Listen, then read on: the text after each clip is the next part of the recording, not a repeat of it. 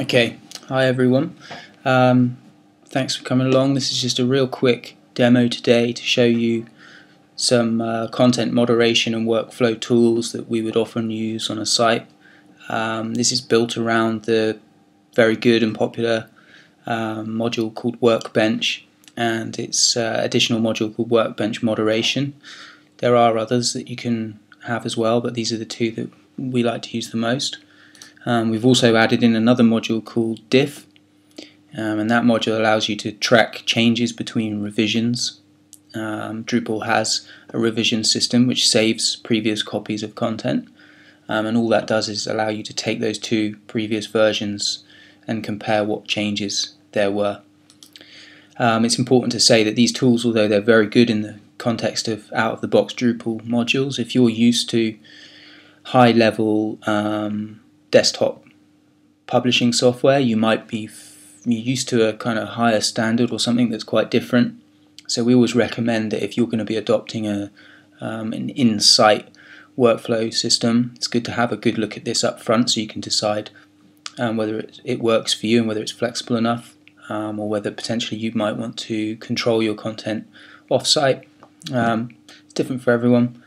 So how does this work? Well, the key behind the whole thing is that when you have Workbench installed, the first thing you notice when you log in is you've got a new tool called My Workbench.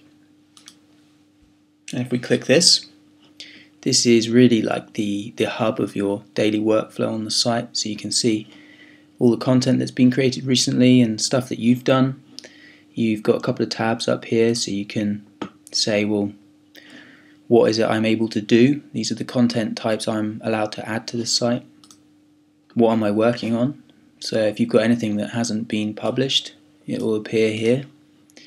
And this tab is showing us stuff that might need to be moderated. So not all users would necessarily see this tab or any content in it. This user is actually an administrator, so we've got all privileges, but as you'll see later, you can divide that out according to roles. So let's kick this demo off by just going in here and saying let's create a new page on the site.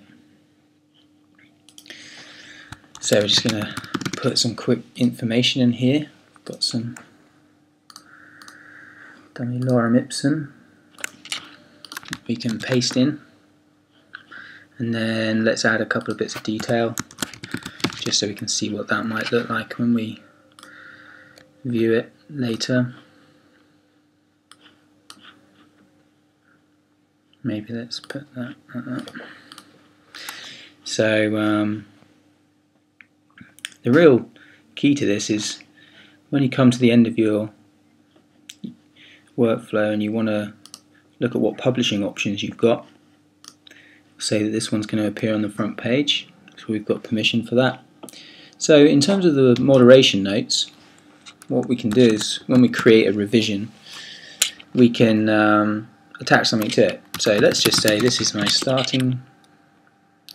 starting off, and currently the moderation state is in draft, and we've got the options of saying, well, this needs review, or we can move it straight to publish. Publish being available on the site and anyone can see that. Now again, depending on the type of roles and how you've got it set up, some users might only, for example, be able to go to your needs review and that's it. Or you can go all the way to published. Maybe you just needs review is optional. Whatever your workflow is, you can customize this. So for now, let's just create our initial draft and let's just save that.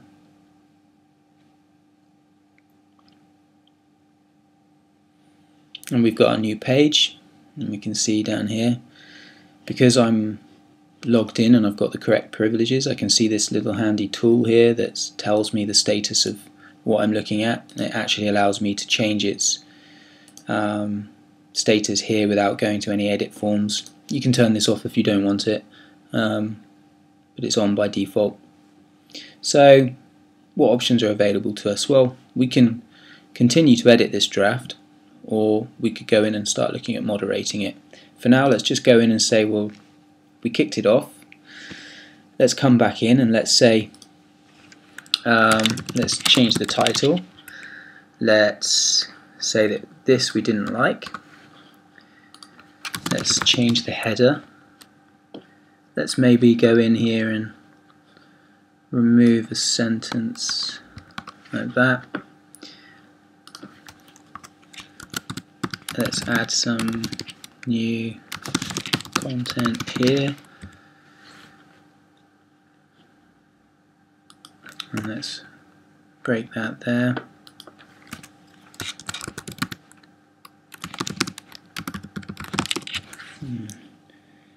What we can do now is we can come down to our publishing options, and in this new moderation, I mean, we can just leave it the default, just says who's edited it, which will put your username in here, which ensures that any revision, has a default message. But we can say, this is ready, can you please double check for me?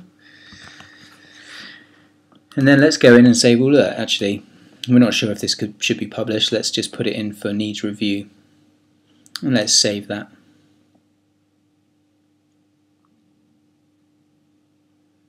So what we've now done is we've just created a new version of this. You can see the changes. This is still not live on the site. So come to the home page, nothing there.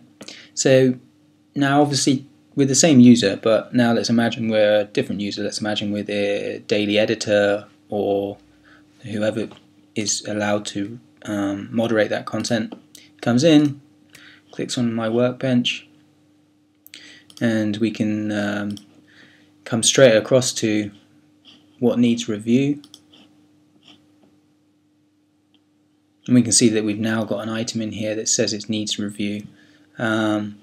It might be that we've already read this earlier and we just want to put it straight to publish this morning. But in this instance, what we're going to do is we're going to go in and say, okay, let's take a look at what's been done. And we can see the article here. And this is cool. Maybe we just publish it at this point, or maybe we need to come in and edit it. Or let's go in and actually click the Moderate tab, and this is where we can see some more interesting stuff. So what we've got now is a list of revisions and what's been done. In this particular example, we're looking at a new article, but what you might find is you've got an article that's had quite a lot of work done on it over a week, and actually we can come in here and track what changes have been done. We can say who created we can see who created a revision.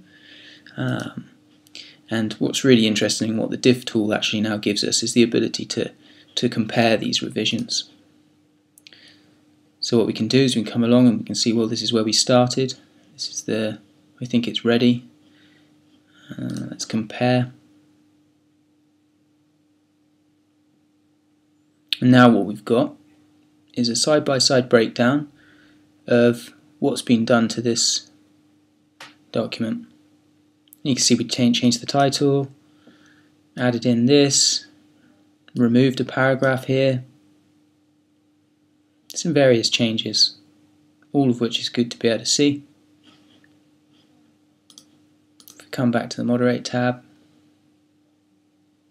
what we can do is we can now say, well, that's great, we're happy with that, let's publish it. If we now go back to the home page, you can see that we've got this new article. And in the same manner, if we actually wanted to now come along and do something quite drastic, for this example, let's put in quite a lot more content. This time, we don't need to. We could say straight to published due to time constraint. And let's just go straight to published on this one. Let's save that. And now someone else might come along later and want to question some of the decisions around that or what's been done. Well, what we can do is we can compare those revisions. We can now say, well, actually, what's changed between that one that I liked and this one that's been done. Let's compare that. And you can see quite clearly this person's dropped in quite a lot of extra content. Happens to be the same person, but anyway, this would be a different username. So that's a really quick overview of what these tools give you out of the box. Something that's also really worth taking a look at is what we can do with the configuration on this. So if we come along to the options for the module, you can see that these actual moderation states are open for us to change in any way we want. We can actually say, let's just pop in another mode here. Let's save that, and let's say that that's, I'm not quite sure where that one would go, but let's say it's there. And this is now a 4-step process potentially. And the really cool thing about this moderation workflow is that we can now go on to say what transitions are available, and each of these transitions we create, we can then go on and say what permissions and who can do these things. So we could, for example, say, well, we've got one here from draft straight to published. I mean, I think it creates you a whole bunch out of the box, but let's say who can go from draft to desk, because this is one we created. In itself, that doesn't do anything, but if we now come along to look at what we can do with the permissions, these are the roles you have on the site. You might have in here editor, and you might just have journalist.